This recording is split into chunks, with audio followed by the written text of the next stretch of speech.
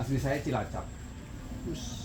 Masuk ITS 91, lulus 96 dari Teknik Fisika. Langsung berangkat ke Batam. Jadi buruh pabrik. Nah, buruh pabrik, pindah 3 perusahaan. 2008 di PHK, perusahaan pindah ke Jepang, akhirnya wirausaha di bidang yang sesuai lah, industrial automation atau otomatisasi industri. Sampai sekarang masih ada usaha saya di sana. 2014 anak istri saya pindah ke Jogja, 2019 saya nyusul. Jadi 2019 sampai sekarang saya sudah pindah ke Jogja. Kenapa saya pindah ke Jogja? Karena istri saya orang Jogja. Dari Cilacap dapat orang Jogja, akhirnya 2019 kita pindah di sini.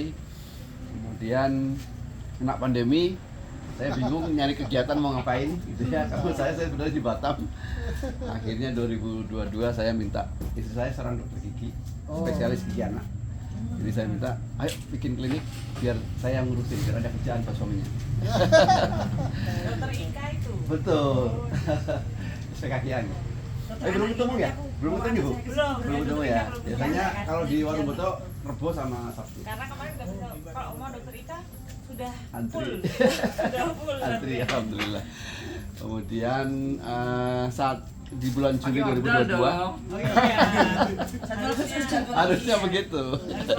Nanti berikutnya ya. Ketagihan bulan Januari berikutnya bikin lagi, dan sekarang alhamdulillah bulan kemarin April nambah 2 lagi, jadi sekarang ada 8. Mengelilingi Jogja.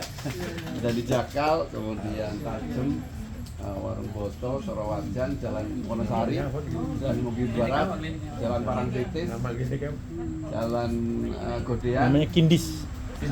Kindi Dental, sama Kindi. Octavi Dental. Oh, oke. Sudah nemu 2 tempat lagi Pak, nanti di sekitar SCH 1 di masih Kibagati Pak. Oh iya iya. Yang dalam waktu dekat Iya, 1-2 bulan ini saya buka Kibagati Gak sama doyan. Ketagihan iku. ketagihan. ITS gitu loh, ITS. Enggak, sebenarnya simpel tadi itu, golek gawean. Ini nganggur ngapain gitu ya, akhirnya kok nemu passion di sana, ketemu dengan orang gitu. Kerjaan saya ya ngerekrut dokter sama ngerekrut perawat. Sekarang kira-kira ada 40 lebih perawat, ada 40 lebih dokter gigi. Dan kalau mau nyari dokter gigi cantik-cantik. Wah. Wah, ini juga nih. Yang muda loh ya. Aku rame dulu ya Mas ini. Kenapa? Ya saya sering nawarin begitu karena saya dapat istri saya juga karena dikenalin. Gak bisa cari sendiri jadi ya. Dokteran gigi mana? Istri. Dari UGM sini. Oh, oke. Kebetulan kakak saya dulu dokter gigi ya, dikenalin sama kakak saya. Nyari sendiri nggak bisa soalnya. Jadi dikenalin itu, jadi sehari-hari ya keliling dari satu cabang. Dari klinik-klinik. Oke, itu monggo kalau misalnya berkenan tinggal WhatsApp saya mau ke cabang yang mana, kalau perlu special price boleh. Sistem IT-nya sudah ada belum? Sistem aja. Tuh, Mas. Via. Langganan aja. Langganan aja. Wah, viral Mas lumayan. Iya. Itu. Kiris. Saya dulu di ya, karena dulu di ITS sebenarnya saya cukup aktif gitu ya. Cukup aktif di angkatan itu 91 sampai 96. Banyak teman-teman aktivis senat dan kemudian kantin yang sering mampir Jogja. Biasanya saya kalau ke Jogja kan sate. Mesti kembang. Dulu ke Pak Pong jauh Iya. banget Mas. Tapi Sekarang saya- tengah kota aja sini. Soalnya kalau ada orang datang, nggak mungkin saya ajak ke dokter gigi yuk gitu. Makanya. Apalagi sekarang ada jejak sawah. Karena saya tinggal di Timoho sekarang, di Sorowajan sorry. Ada Timoho, ya. Jadi dari jejak rasa paling enak. Kalau temuannya di jejak rasa, alhamdulillah jejak. Gitu. Saya kira itu, oke, cekap, monggo Pak. Hari. Putra-putrinya berapa? Oh iya, anak saya 3 cewek semua. Yang paling besar insya Allah tahun ini lulus dokter gigi dari UNER. Oh, kenapa alasan itu? Karena istri dan anak saya dokter gigi. Siap. Assalamualaikum warahmatullahi wabarakatuh. Waalaikumsalam. Nama saya Hari Radityo. Saya kelahiran Solo. SMP, SD sampai SMA saya ada di Solo, kuliah di UPS ya, sama-sama ketemu di sini. Jadi saya jurusan Teknik Kimia tahun 86, kerja di Jakarta cukup lama. Jadi tinggal di Cilegon tapi kantor di Jakarta. Saya seringnya kerja di perusahaan asing, jadi sebagai sales, jadi marketing untuk bahan kimia, water treatment khususnya. Jadi klien saya ya rata-rata perusahaan besar kayak Chandra Asri, pupuk, pabrik kertas di seluruh Indonesia. Ya. Saya tinggal di Cilegon, kemudian pernah ikut ya sering ikut organisasi di ini apa di ITS ya. Jadi dulu ada namanya PW, pengurus wilayah. Kebetulan saya pernah jadi pengurus wilayah Provinsi Banten. Kira-kira tahun berapa ya? Mungkin 6 tahun yang lalu. Jadi saya tinggal di Jogja itu ya memang kepengen di Jogja. Ibu saya itu asli orang Jogja, bapak saya orang Solo. Nah, ibu saya udah sepuh, saya usaha bikin bakso. Setelah saya pensiun dini saya dulu. Jadi 2017 saya buka bakso di Kota Bumi, Lampung. Jauh, jadi istri saya orang Lampung, bapaknya dulu Surabaya Angkatan Laut. Di sana ada namanya Prokimal, proyek pemukiman Angkatan Laut.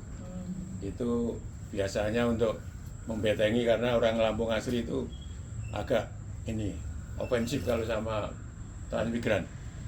Jadi memang itu strateginya Pak Harto itu. Saya lihat ada Transat, Transau, Prokimal itu semua angkatan itu untuk ini. Yang pensiun itu masih muda-muda. Jadi nek dijak gelut masih berani lah kira-kira gitu.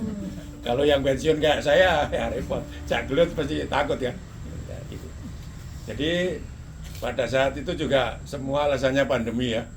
Saya dulu punya pertama kali di Kota Bumi itu sangat laris. Bakso Malang itu sangat laris di sana karena itu wilayah Lampung Utara itu di atas 50% itu penduduk asli. Jadi penduduk asli suka jajan, konsumtif. Dan orang Jawa Timuran suka jajan juga sama. Nah, saya buka setelah laris banget ya, laris banget. Saya buka di Metro Lampung Tengah. Ya, Metro Lampung Tengah itu banyak orang Jawa Tengah DIY. Di situ sangat sepi. Wah, orang DIY datang ternyata nggak suka jajan. Ya, dan fanatik dengan makanannya mereka sendiri. Jadi kita hadirkan bakso Malang itu sangat sepi. Ya itu realita bisnis seperti itu. Saya buka satu lagi di Artos. Di Artos Magelang ya, di food court, di Ramayana Food Court itu saya buka sepi juga di situ. Ya, akhirnya karena pandemi kita harus tutup, dipaksa waktu itu. Dipaksa tutup karena ya memang dipaksa sama aparat. Terus kita nyoba bertahan sebenarnya, kita coba bertahan, tapi ya ternyata nggak bisa juga. Karena apa? Kita kontrak begitu perpanjang nggak boleh, orang sana itu salah satunya. Saya udah laris banget, 1 tahun di situ mau pindah nggak boleh diperpanjang, nggak ada alasan, pokoknya nggak boleh aja. Banyak yang rese juga, kita buang ya istilahnya limbah air aja, udah kita saring segala macam. Masih diprotes tuh sama orang-orang tuh, sampai rapat RT suruh bikin sendiri, ipal sendiri, padahal cuma warung bakso kecil. Ya akhirnya banyak non teknikal ya, masalah non teknikal yang kadang-kadang kita lebih sulit ngatasi daripada teknikal itu sendiri. Kalau baksonya enak, gampang gitu, bikin bakso enak itu technically saya bisa enak. Tapi non teknisnya ini yang kadang-kadang sulit ya, marketingnya ya, kiri kanannya ya, partnernya segala macam itu kadang-kadang bikin masalah. Akhirnya saya sepakat sama istri, semua kita tutup. Kita tutup karena ibu sudah sepuh sendirian di Jogja. Wes lah, mulai wae ngancani ibu. Itu aja. Kita nggak punya bisnis apa-apa kita. Naik sepeda motor, pulang. Naik motor dari Lampung tuh sampai Cilegon. Gitu. Terus sampai sini baru tak naikin bis. Nggak sampai Jawa motornya. Nah, akhirnya kita nunggu ibu aja. Jadi nunggu ibu, bisnis belum tahu kita mau bisnis apa. Wah, uang udah mulai menipis kan? Udah mulai menipis. Nah, ini cerita aja ya. Mantap ya berarti ya. Ya, jadi setelah itu saya bikin cemilan. Namanya kelanting udang. Mungkin kalau pernah makan selondok yang rasa udang, itu saya pertama kali DIY Jateng saya yang buat. Soalnya orang ITS kita, ya kan? Saya pertama kali, pionir. Jadi DIY Jateng itu pada saat pandemi, itu baru saya yang bikin. Jadi ya itulah, mungkin barokahnya ngancani ibu. Ngancani ibu itu barokahnya mungkin itu. Berarti selanjutnya sampai sekarang masih produksi. Alhamdulillah masih, walaupun saingan sudah nggak karu-karuan. Dulu itu kayak nyeroin aja itu uang tuh, ya. Nyeroin duit itu dulu itu. Ya itu seperti itu, karena belum ada yang lain kan. Jadi dulu tuh inden, beli selondok aja inden 1 bulan. Gitu. Jadi saya hanya goreng padahal, saya nggak bikin. Belinya dari mana? Jawa Timur juga, dari Jawa Timur. Jadi kita cuma goreng saja. Itu udah luar biasa, omsetnya udah luar biasa. Nah lama-lama ya namanya bisnis kembali lagi. Bukan faktor teknis, non teknis semua itu diserang. Karena merek saya udah eksis, ya orang selalu nurunin harga, turunin terus. Saya turunin terus. Nah sampai harga ekonomis. Sekarang harga ekonomisnya, harga grosir, ya untungnya sangat tipis kan. Harga grosir itu untungnya sangat tipis. Ya nggak apa-apa, tetap kita jalan. Itu. Terus akhirnya bikin ide lagi, startup lagi, bikin bakso Malang saya. Bakso Malang di dekat rumah karena ibu sudah nggak ada, meninggal ya. Akhirnya ya kita ya alhamdulillah bisa dari selondok itu bisa beli rumah, bisa bangun, bisa beli tanah, bangun rumah. Itu hanya dari selondok aja itu. Ya artinya apa ya? Sesuatu yang receh lah. Saya seorang marketing internasional dulu perusahaan asing. Itu nggak pernah merasa mencari uang semudah bikin selondok itu. Loh, aneh juga. Kita nggak perlu invoice apa-apa, semua cash. Nggak ada invoice, saya nggak perlu accounting. Jadi nggak perlu debt collector. Semua cash. Bahkan ada yang mau taruh uang, tapi saya nggak mau. Ya, pokoknya ada barangan, ada uang, ada barang, udah itu aja. Seperti itu. Jadi ya pernah seperti itu ya. Sekarang turun. Ya mungkin tinggal 20%-nya lah dari omset pandemi. Jadi pandemi semua beralasan masalah. Saya berbeda sendiri. Di pandemi itu saya omset besar-besarnya. Selondok itu tadi ya Pak? Iya, selondok itu. Sangat sehari itu bisa 250 bat atau 750 kilo barang jadi. Ya satu hari waktu itu. Nah sekarang buka ini karena itu sepi, udah mulai sepi, ya kita tetap masih kerja. Ada karyawan masih ada 6 orang lah pabrik kita. Sekarang bikin mainan baru. Jadi itu bakso Malang. Di mana Mas? Di dekat rumah di Turi. Di depan saya ada klinik mata baru, cukup besar juga, Dr. Imam 2 namanya itu. Nah akhirnya ada ide bisnisnya, wah mending buka bakso aja di situ. Wah itu udah kita buka bakso. Ya sampai detik ini ya kita marketingnya belum terlalu kuat ya, nggak seperti anak muda sekarang itu kayak Pajero itu orang seluruh Jogja sampai datang ke Pajero ya nggak tahu sampai sana balik lagi apa nggak tahu. Termasuk bakso apa itu yang prasmanan harga 15.000 ada kan itu, wah itu semua orang datang tapi ya balik lagi apa nggak tahu, tapi mereka cukup pintar untuk menarik.